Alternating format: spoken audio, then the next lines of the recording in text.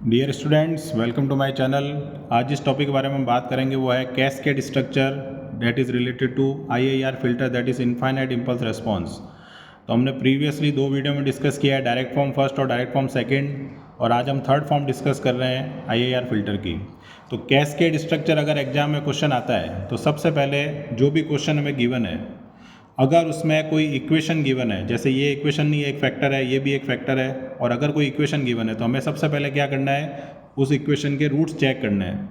अगर उसके roots complex आते हैं तो हमें इस फैक्टर को या इस इक्वेशन को एज इट इज़ ड्रॉ करना है, और अगर इसके रूट रियल हो जाते हैं तो हमें उसको फिर फैक्टराइज करके ड्रॉ करना है। तो वो कैसे करना है वो हम सीखते हैं अब। तो फॉर एग्जांपल हमारे पास जैसे ये क्वेश्चन आ गया, तो सबसे पहले हमारा काम क्या होगा कि अगर कोई हमारे पास इक्वेशन गिवन है, जैसे कि हमारे डिनोमिनेटर में गिवन है 1 minus half Z inverse 1/3 Z की पावर -2, तो इसको हमें इक्वेशन बनाना है। तो इक्वल टू हमने क्या कर दिया इसको 0। अब क्योंकि हमारे पास पावर जो होगी वो हमेशा नेगेटिव पावर होगी, तो हमें क्या करना है, उसको इस तरह से लिख देना है। जेड इनवर्स को क्या लिख दिया 1/z, और जेड की पावर -2 को क्या लिख दिया जेड स्क्वायर। अब इसका अगर मैं एलसीएम लेता हूँ तो 3 और 2 का एलसीएम क्या आएगा 6, और जेड स्क्वायर का क्या आएगा 6z स्क्वायर। तो अब अगर इसका लेंगे तो 6z स्क्वायर -3z + 1 = 0। इस तरह से इक्वेशन बन गई। ये हमारा क्या चला जाएगा 0 में, तो 6z स्क्वायर -3z + 1 = 0। अब इसको क्योंकि ये क्वाड्रेटिक इक्वेशन है तो द्राचार्य लगा सकते हैं, -b + √b² - 4ac/2a। तो a की वैल्यू हमारे पास कितनी है 6 है, b की वैल्यू -3 है, और c की वैल्यू कितनी है 1 है। अगर हम इसको पुट करते हैं तो a b की जगह पुट किया तो 3 ± √b² यानी 3 का स्क्वायर 9 -4 × a × c। तो a कितना है 6 है, c 1 है, और ये 4 है, तो 6 × 4 कितना हो गया 24/2a। a यानी कितना हो गया 12। तो अगर हम इसको देखते हैं तो ये हमारे पास आएगा 3 ± अगर मैं इसमें से 9 माइनस करता हूँ तो हमारे पास बचेगा -√15/12। तो अंडर में अगर नेगेटिव आता है तो दैट रिप्रेजेंट्स कॉम्प्लेक्स वैल्यू, यानी ये जो इक्वेशन है इसके रूट्स कैसे हैं कॉम्प्लेक्स हैं। तो कॉम्प्लेक्स अगर रूट आ गए तो इसको हमें एज इट इज़ ही ड्रॉ करना पड़ेगा, इसको हमें फैक्टर नहीं करना है। तो फिर से हम इक्वेशन जो लिखते हैं हमारी, जो हमें ड्रॉ करनी है वो हम ड्रॉ डाउन करते हैं। तो h(z) इक्वल टू हमें दिया हुआ था 1 + 1/5 Z inverse upon 1 minus half Z inverse 1/3 Z की पावर -2, और दूसरा जो फैक्टर हमें दिया हुआ था वो दिया हुआ था 1 + 1/4 जेड इनवर्स। तो ये हमने वापस से नोट डाउन कर लिया, ठीक है। अब हमें क्या करना है, इसको ड्रॉ करना है। तो हमने चेक कर लिया कि इस इक्वेशन के रूट्स कॉम्प्लेक्स है, तो इसके अंदर कैस्केड जब भी हमें फॉर्म ड्रॉ करने को आएगी तो हमें क्या बनाना है, पेयर बनाना है। पेयर मतलब एक पार्ट लेना है हमें न्यूमरेटर से, और डिवाइड में एक पार्ट लेना है हमें डिनोमिनेटर से। अब वो जो फैक्टर्स हम लेंगे दैट विल रिप्रेजेंट कॉम्बिनेशन। तो अगर हम देखते हैं तो यहाँ पावर -1 है, और यहाँ पर भी पावर क्या है -1 है, तो मैं क्या कर सकता हूँ, एक नया फंक्शन मान सकता हूँ h1z।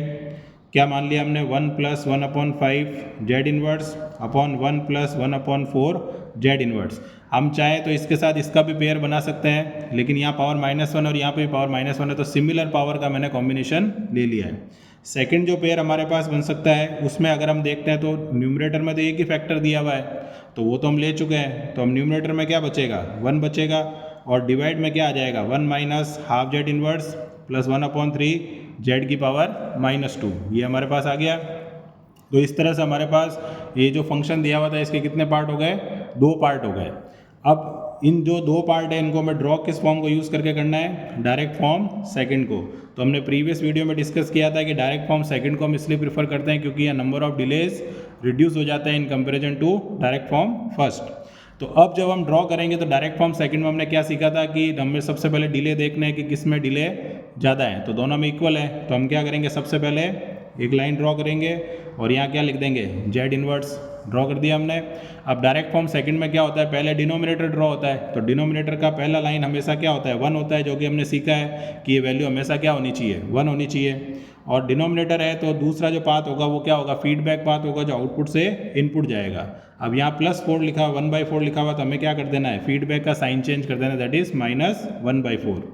अब हम आएंगे न्यूमरेटर में, तो न्यूमरेटर में एक टर्म है 1 और एक टर्म है 1/5, तो हम क्या करेंगे, यहाँ दो मल्टीप्लायर लगा देंगे, एक की वैल्यू 1 लिख देंगे, एक की वैल्यू 1/5 लिख देंगे, और दोनों को क्या कर देंगे हम इस तरह से ऐड कर देंगे। सिमिलरली हम यहाँ से भी क्या लाइन करेंगे, एक ड्रॉ करेंगे, और यहाँ पर क्या कर दिया हमने, ऐड कर दिया। तो ये जो हमारे पास पोर्शन बन गया, ये किसका पोर्शन बन गया, H1Z का। तो सिमिलरली अब हमें किसको ड्रॉ करना है, H2Z को। तो H2Z में अगर हम देखते हैं तो ऊपर न्यूमरेटर में 1 है, तो इसमें तो कोई दिक्कत है नहीं। डिनोमिनेटर में कितने डिले हैं, 2 डिले हैं। तो सबसे पहले हमने क्या किया, एक लाइन ड्रॉ की, और यहाँ पर कितने डिले बना दिए, 2 डिले बना दिए इस तरह से। अब क्योंकि इसमें फीडबैक ड्रॉ होता है, तो फीडबैक वाला पार्ट ये होता है जो डिनोमिनेटर में होता है। तो पहला लाइन इसका भी हमेशा क्या होता है, 1 होता है। उसके बाद हमने देखा कि एक डिले के साथ क्या लिखा हुआ है, -1/2। तो यहाँ से एक नोड लिया और डायरेक्शन दे दी आउटपुट टू इनपुट, और -½ है तो यहाँ क्या लिख दिया, +½ सिमिलरली यहाँ नोड लिया और यहाँ +1/3 लिखा हो तो यहाँ क्या लिख दिया, -1/3। उसके बाद हम क्या करेंगे, इनको ऐड कर देंगे इस तरह से। तो ये हमारा कौन सा बात हो गया, फीडबैक। अब न्यूमरेटर की बात करें तो वहाँ पर तो 1 ही है, तो 1 ही है तो उसको ड्रॉ करने की ज़रूरत है नहीं। तो इसका मतलब क्या हुआ कि ये हमने H2Z ड्रॉ कर लिया। अब H1Z H2Z दोनों आ गए। अब कैसा कनेक्शन है, कैस्केड। कैस्केड का मीनिंग क्या होता है, एक पार्ट का आउटपुट दूसरे पार्ट के लिए इनपुट बन जाता है। तो इसको हमें इस तरह से ज्वाइन कर देना है ये। तो ये कनेक्शन हो गया, इसका आउटपुट जो है वो इसके लिए इनपुट। यहाँ हमें लिख देना है आउटपुट YN, और यहाँ हमें लिख देना है इनपुट XN। तो ये हमारे पास क्या हो गया, जो गिवन क्वेश्चन था उसका कैस्केड कनेक्शन हो गया। अब हम दूसरा क्वेश्चन देखते हैं। दूसरे क्वेश्चन में हमें क्या दिया हुआ है, ये फंक्शन दिया हुआ है 5 × Z+2 Z Z-0.8 Z+0.6 और Z+0.3।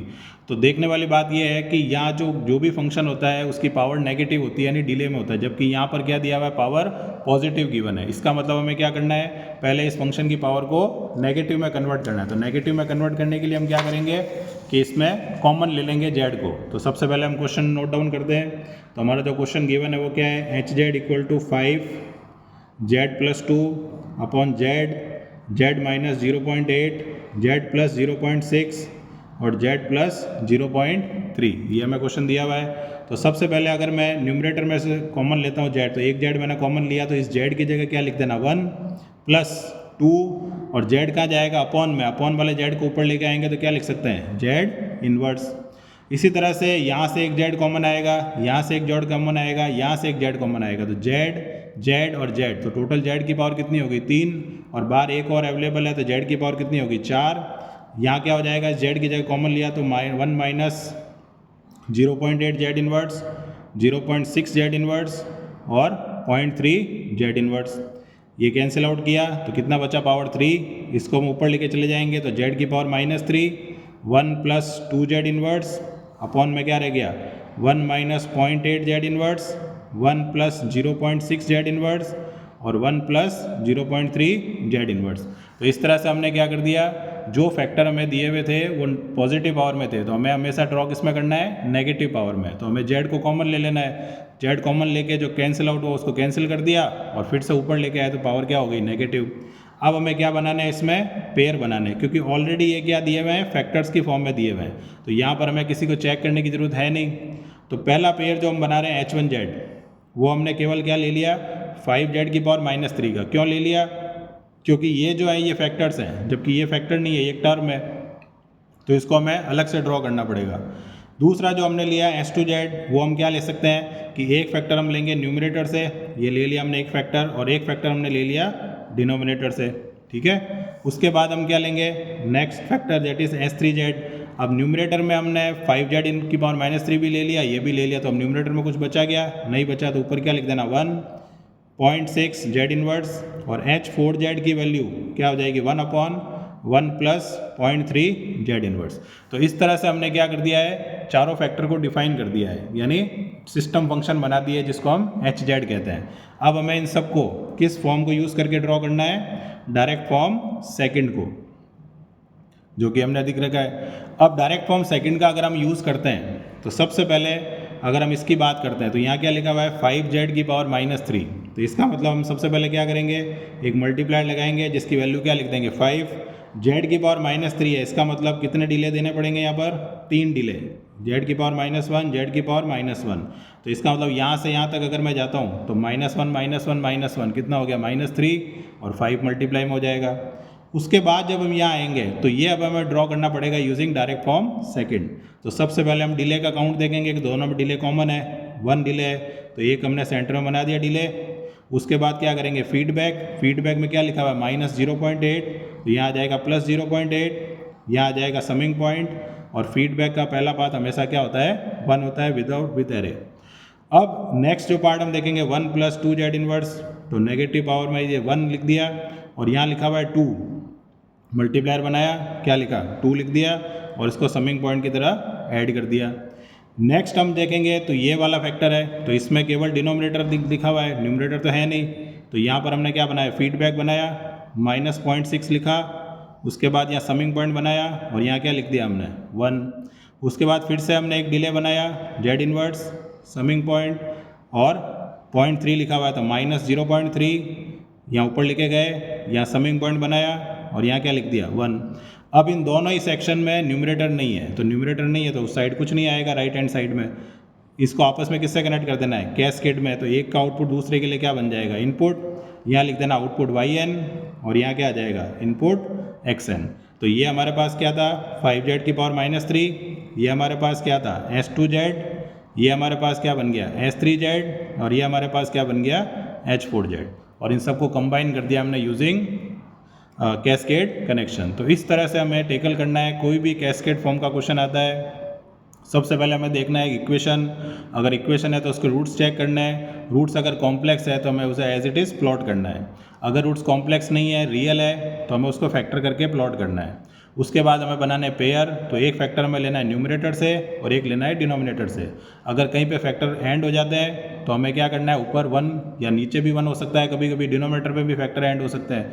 तो इस तरह से, और बाद में जब हमारे पास फंक्शन बन जाएंगे तो उसको हमें डायरेक्ट फॉर्म सेकंड करके यूज़ करना है। तो इस तरह से हम कैस्केड फॉर्म को ड्रॉ कर सकते हैं। Thanks for watching.